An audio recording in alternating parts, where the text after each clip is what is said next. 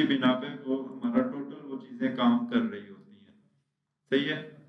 अब इसी को मार्केट के हिसाब से भी देखा जा सकता है। और इवन दो ये यहाँ पे आप देखें इवन हमारे जो बॉडी है ये भी ये स्पेसिफिक कैलकुलेशन पे डिपेंड कर रही होती है। फॉर एग्जांपल क्या ये बताना चाह रही है मैथमेटिकली मार्केट को या डिफरेंट चीजों को देख रहा होता है और बेसिकली इन नंबर्स की बिना पे ये काम कर रहे होते हैं।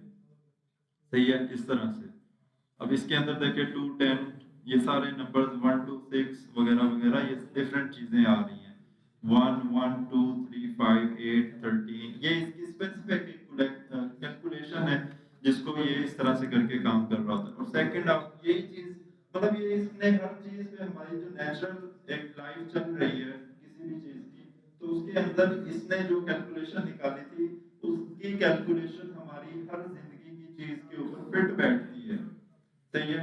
और वो एग्जैक्टली वैसे ही कैलकुलेट होता है और वैसे ही उसकी एवरेज निकाल सकते हैं। फॉर एग्जांपल एक बहुत मिनी सी मिसाल है जो आपके हाथों की लंबाई होती है ये आपकी ओवरऑल हाइट होती है।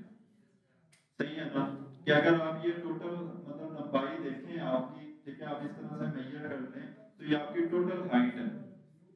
सही है। इसी तरह से और डिफरेंट चीजें हैं। इसी की ये कैलकुलेशन को जब आप अपनी बॉडी पे लगाएंगे तो एग्जैक्टली वो उसी हिसाब से वो फिगर्स बताएगा कि यहाँ पे ये अमाउंट है ये इस तरह से है। वो फिर आप किसी भी पर्सन पे लगा दें उसकी हाइट और मतलब लंबाई चौड़ाई पे आप लगाएंगे तो एग्जैक्ट जहाँ पे मतलब दूसरे पर्सन की जिसकी हाइट और वो चेंज होगी वो उस पर्सन की हाइट पे भी फिक्स बैठेगा कि जिसपे उसकी हाइट मैच नहीं कर रही। आप समझ रहे हैं। नहीं समझ रहे। नहीं है। छोड़ो इसको ये वो बाहर वाली मिसाल है। ठीक है। फिलहाल यहाँ पे सर ये आपके सामने एक इंडिकेटर यहाँ पे आपको नजर आ रहा होगा। ये भी ट्रेंड लाइन की तरह का सॉरी एक टूल है जिसका नाम फिबोनेची है। ठीक है। फिबो हम इसको शॉर्ट फॉर्म में कहते हैं और इधर लिखा हुआ है ड्रॉ फिबो रिट्रेसमेंट। ठीक है। फिबो के डिफरेंट टूल्स हैं लेकिन हम रिट्रेसमेंट वाला यूज कर रहे हैं। ठीक है। अब इसको यहाँ पे क्लिक किया इसके लिए हमें दो पॉइंट्स चाहिए एक अप साइड पे एक डाउन साइड पे और इसको उल्टा भी लगा सकते हो आप ऐसे। ठीक है। दोनों साइड्स पे लगा सकते हो। अब इसके अंदर डिफरेंट कैलकुलेशंस हैं। ये 0% है ये 23.6% है ये 38.2% है ये 50% है 61.8 100% है और इसी तरह से 161.8 261.8 423.6।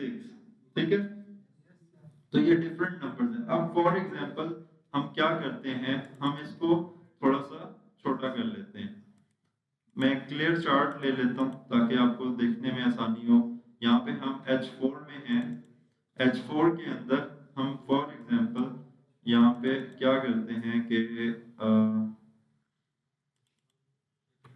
ये एक डाउन साइड पे हम लो ले लेते हैं। ठीक है।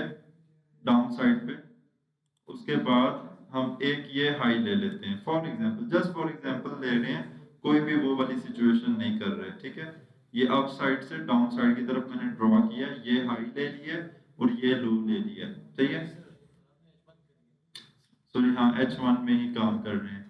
तो अब इसमें आप देखें कि इसकी कैलकुलेशन किस तरह से इस प्रीवियस इवन प्रीवियस मूवमेंट है ये करंट मूवमेंट नहीं है क्योंकि ये हाई जब लगा था तब हमने ड्रॉ किया है। सही है। उससे पिछला सारा ये प्रीवियस है लेकिन फिर भी देखें मार्केट उसके लेवल्स पे ये 61 पे कैसे इफेक्ट कर रही है। यहाँ पे 50 को जब टच किया तो फौरन से नीचे आई। ये 38 को जब इसने टच किया तो काफी दफा नीचे आई फिर नीचे 23 को टच किया तो ऊपर गई। सही है।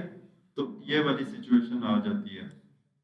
अब इसी तरह से इसको अगर हम डेली में ड्रॉ करते हैं अब मैं इसको यहाँ ऊपर से नीचे की तरफ ड्रॉ कर रहा हूँ इस हाई से लेके इस लो तक। अब ये वाली जो मार्केट की सिचुएशन है ये बाद में हुई है। ठीक है। और इसको हम पहले ये मार्केट यहाँ से यहाँ तक लग गई थी हाई लो बना लिए थे इस वजह से हमने वहां पे ड्रॉ कर लिया। अब हम इसको H1 में जाके देखते हैं कि मार्केट ने वहां पे क्या सिचुएशन की। फर्स्ट ऑफ ऑल मार्केट जब यहाँ से ऊपर आई अब इसके अंदर सिर्फ 3 लेवल्स काम के हैं ज्यादा। वो है 38.2, 50% और 61.8%। ठीक है, ये 3 लेवल्स ज्यादा काम के हैं। इसके अंदर और भी डिफरेंट चीजें आ जाती हैं, लेकिन फिलहाल बेसिक के लिए आप सिर्फ इन 3 चीजों को ज्यादा यूज करें। सबसे इंपॉर्टेंट जो है वो 50% है। ठीक है, और फर्दर ये 38 भी अच्छा है और 61 भी अच्छा है। अब आप ये चीज देखें कि मार्केट का 38 को यहाँ पे देखें, इसने टच किया। ठीक है, 38 को टच किया और फौरन से ये नीचे आ गई।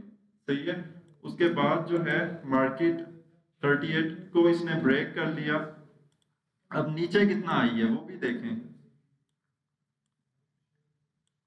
ये आपको बारीक सी कैंडल विक नजर आ रही है।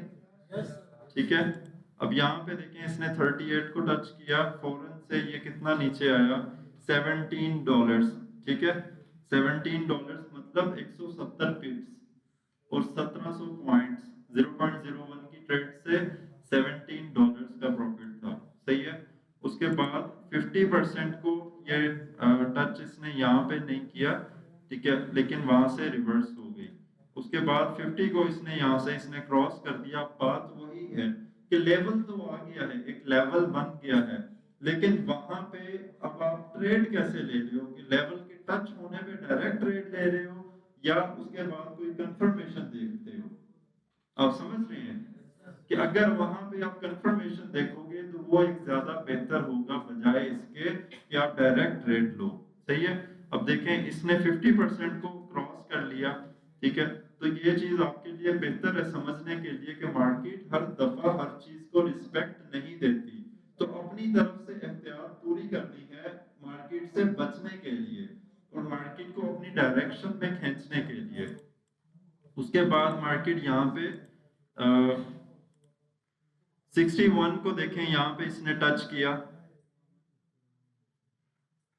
ठीक है, यहाँ पे ये और फौरन से वहां से गिरी। एग्जैक्ट देखें, अब 50 को उसने रिस्पेक्ट नहीं दी, 38 को रिस्पेक्ट दिया और अभी 61.8 को रिस्पेक्ट दे रही है और वहां से वही $18 गिर रही है। क्यों इतना ज्यादा क्यों गिर रही है? क्योंकि ये डेली की एक स्विंग है जिसके ऊपर हमने फिबोनाची ड्रॉ किया है, वहां अप साइड से लेके डाउन साइड की तरफ डेली की एक स्विंग है। ये H1 की नहीं है, H4 की नहीं है, ये 15 मिनट की नहीं है, ये डेली की है। डेली की फिबोनाची हमने ड्रॉ किया हुआ है, जिस वजह से वो इतनी ज्यादा मूवमेंट हमें दे रही है। सही है, और उसको हम H1 में हम देखने की कोशिश कर रहे हैं। अब सेम इसी तरह से मार्केट ने 61 को टच किया और फौरन वहां से नीचे आई। अब यहाँ पे अगर मैं लाइन लगा के आपको दिखा सकूं, ये 61 है और ये टच हुआ और फौरन से नीचे, फौरन से नीचे, फिर उसके बाद इसने इसको अपसाइड पे ब्रेक कर दिया और मार्केट ऊपर चली गई। लेकिन हमें 38 पे भी ट्रेड मिली एक $17-18 की, 50 पे हमें नहीं मिली, 50 पे हमें यहाँ पे क्रॉस हो गया और देन 61 पे हमें अगेन एक ट्रेड मिली। अब यहाँ पे आप कंफर्मेशन यूज करके आप इसको ट्रेड कर सकते हो और लाजमी बात नहीं है कि आप बड़े टाइम फ्रेम का यूज करो, इसको आप छोटे टाइम फ्रेम में भी यूज कर सकते हो। अब मेन समझने वाली बात इसमें यह है, इसमें 3 लेवल्स हमारे लिए बेसिक जो है वो काम के हैं, 61.8, 50, 38.2। सही है, अब इसको आप बड़े टाइम फ्रेम की स्विंग के ऊपर ड्रॉ कर सकते हो, छोटे टाइम फ्रेम की स्विंग के ऊपर भी ड्रॉ कर सकते हो। कैसे? अब फॉर एग्जांपल यहाँ पे है, मैं इसको यहाँ ऊपर से या डाउन साइड की तरफ ड्रॉ कर देता हूँ और देखते हैं कि यहाँ पे क्या इसने किया है। ठीक है, फॉर एग्जांपल हम इसको इस हाई तक ड्रॉ कर रहे हैं, लेकिन मैं सिर्फ आगे तक इसको ड्रॉ कर देता हूँ ताकि हमें नजर आए। ठीक है, अब मार्केट जब यहाँ से थी, हमने ड्रॉ कर दिया, मार्केट फर्स्ट गिरी। ठीक है, और इसने 61 को थोड़ा सा ब्रेक कर दिया नीचे की तरफ और बगैर 50 को टच किए यहाँ से ऊपर गई। कितना गई? अब ये H1 की स्विंग है, मार्केट यहाँ पे गई है ये $5। ठीक है, यानी 50 पिप्स, 53 पिप्स। उसके बाद मार्केट 50% पे आई, 50% को इसने क्रॉस कर दिया और एग्जैक्ट 38 को इसने जस्ट टच किया यहाँ पे। ठीक है, और टच करने के बाद इसने अगेन मूव अप साइड पे, टोटल जो हमें दी वो दी $13, यानी 137 पिप्स की। ठीक है, 0.01 से हमें $13.70 का प्रॉफिट था। सही है। अब देखें 50 को रिस्पेक्ट नहीं दे रही, 61.8 को दे रही है और 38 को दे रही है। इसी तरह आप इसको किसी भी जगह पे ड्रॉ कर सकते हैं। फॉर एग्जांपल हम नेक्स्ट हाई पे यहाँ पे लगा लेते हैं, ठीक है, और इसको यहाँ पे लगा लेते हैं फॉर एग्जांपल, सिर्फ समझने के लिए। तो इसको मैं आगे की तरफ ड्रॉ कर लेता हूँ ताकि सिर्फ हमें नजर आए कि मार्केट ने क्या किया है। अब फर्स्ट यहाँ पे देखें 68 पॉइंट समथिंग जो था उसको मार्केट ने टच किया, ब्रेक कर गया नीचे और 50 को टच किया, ठीक है, यहाँ पे, और वहां से रिवर्स किया थोड़ा सा। कितना रिवर्स किया ये भी देख लेते हैं। रिवर्स मार्केट ने जो किया 50 से अबव वो 43 पिप्स का, ठीक है, 4.3 43 पिप्स का, यानी 0.01 से $4.3 का प्रॉफिट था। उसके बाद मार्केट जो है वो 38 को टच किया, ठीक है, और थोड़ा सा नीचे आई है, ठीक है, लेकिन उसके बाद देखें कितनी अपसाइड की स्पाइक मिली है। तो ये है एक कैलकुलेशंस बेस पे काम करना। कंफर्ट